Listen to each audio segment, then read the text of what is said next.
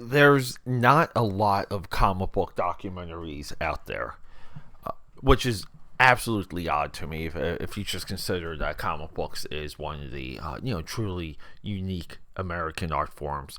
Did the US of A invent comic books? I'd like to go to William Randolph Hearst and say yes. But watching this documentary about the creator of Hellboy, Mike Mignola, and he's a good looking guy at an older age, and he was actually like a cutie when he was younger. Sorry, just had to do that real quick. Hey, we gotta call it out when we see it. But then it got me thinking about this documentary. Got me thinking about the Hellboy franchise, and then all systems are go because we have a take here. Call it a hell take, because if you're a fan of Hellboy, you're not going to want to hear this. Let's go. Quiet on the set. Camera speed. Down production. Take one. Action. You guys like what I did there instead of hot take, hell take? Welcome back to the show. Peter A. DeLuca here. This is the Film Buff podcast. This is my center, my stream, my feed. This is just my overall obsession of everything film and broad concepts when it comes to some franchises. If you watch enough movies, you have to have a gathered opinion of James Bond or Harry Potter. We did Harry Potter earlier. I rediscovered Harry Potter in Cancun, and it blew my mind. So I came back and I just recorded a Discovering Harry Potter episode. But James Bond, Harry Potter, Star Trek, even Star Wars, even the Marvel Cinematic movies, it's good to have opinions and be able to crystallize that clump. Godzilla's a great example. Just a clump of films. And what it is exactly. What is this? During the rise and fall of the Marvel Cinematic Universe, I've documented that.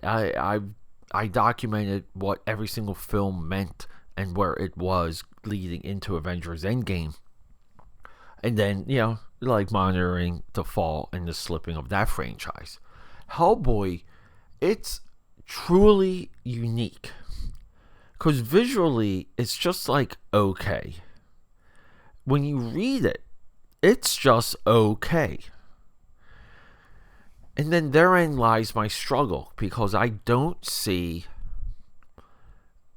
this nuance that a lot of people love. I've read Hellboy. I've only read the first trade. I think is Blood and Iron. I've only read his first appearance, which was John Byrne's Next Men. I think issue 8 or maybe 7. I read that. I read Blood and Iron. I believe that's the name of the first trade paperback. But I've always been around comics. I've been around Mike Mignola.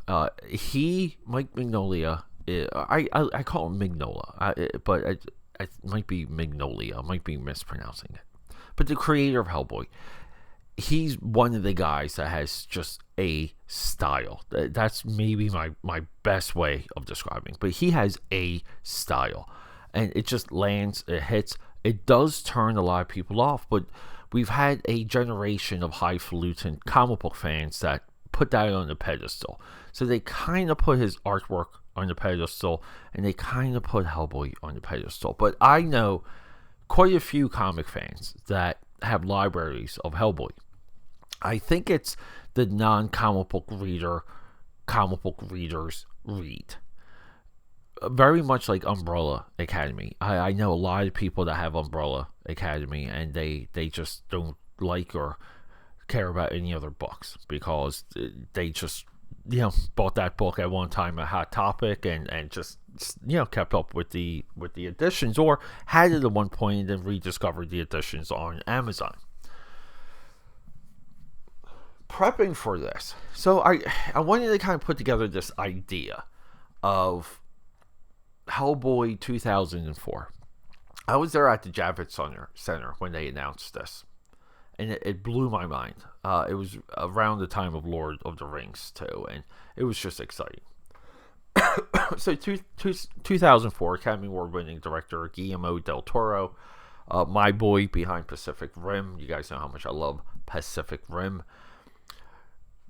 His follow-up, Hellboy 2, The Golden Army, 2008. So 4 years go by. The Golden Army doesn't quite hit. Okay? But you have to keep in mind, during this time, that there's almost like a Hellboy franchise growing within Dark Horse Comics, who's Hellboy's publisher. And Hellboy kind of literally grows an arm of its own within this company. So they're doing multiple different series, and you have different collaborators, and it really becomes an engine for the comic book world. And then we get Hellboy 2019 with David Harbour. He's the guy from Stranger Things. Perfectly cast. And people are pumped. Neil Marshall, the director, is a fantastic director. I like everything he's done. So the movie has a budget of $50 million. It comes back at $55 million. But then, last year, Hellboy: The Crooked Man, 2024, we get yet another Hellboy movie. And this one, it seems like Mike Mignola is a little bit more involved with this movie. But this, this comes and goes, and people just don't care. The 2019 Hellboy really got raked through the coals. That got thrown in hell. So we have 4 live-action movies. And we can really say the one that I just perceive people to love, is Hellboy 2, The Golden Army. They just dig that movie. A lot of people say this is Hellboy. But then we have the animation. We have 2 straight to DVD animated features. Hellboy Animated, which is an anime. Hellboy Iron Shoes, which is a collection of shorts. And then we have 2 features animated. Hellboy Blood and Iron, Hellboy Sword of Storms. All together, we have 8 pieces of content, relatively from 2004 till now. So no other independent character at all. Not even your best 2 examples would be like The Crow and Teenage Mutant Ninja Turtles, TMNT.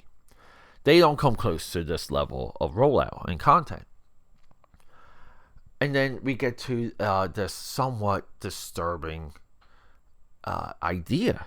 Is Hellboy dead as a media franchise? Back-to-back movies that came and went with a whimper. And a lot of times the animation is what survives and carries over. A lot of people discover animation late. There's so many people still discovering the Walt Disney animated sequels on Disney Plus. I'm always seeing things on social media about, and it's the best one too, Peter Pan 2. And you kind of want to say, if the 2004 Hellboy, the 2008 Golden Army, because they kind of work as a pair of those 2 movies. If those 2 movies resonated, people would mine the animation and really bring it back from the darkness. I can't stop with these, pun intended, coming out of the darkness. So, is the Hellboy franchise dead? And I want to say, as of right now, I look at it as dead. And it's so funny, because they'll argue tooth and nail that it's this, it's that, they can do this, they can do that. But if we're legit arguing if DC has anything left with this new Superman movie, right? And, highest view trailer, like, in the galaxy. Plenty of hype. People want to say the Transformers is dead after Transformers 1. People want to say that Star Wars is dead. What's the barometer? Because if we all want to agree that Star Wars is dead, then Hellboy is smoked. We have to consider it. I'm so curious of what is the next move for this franchise, because the comic book market is crashing right now There's no major distributor, so it's going to be bad. So Hellboy might just exist in reprint form or true graphic novel form, meaning 90-page formatted books, not sold as single editions. I don't know, AK Powers. Let me know what you think. Is Hellboy? I think Hellboy's dead. I really do. DED, dead. Okay, that's a wrap.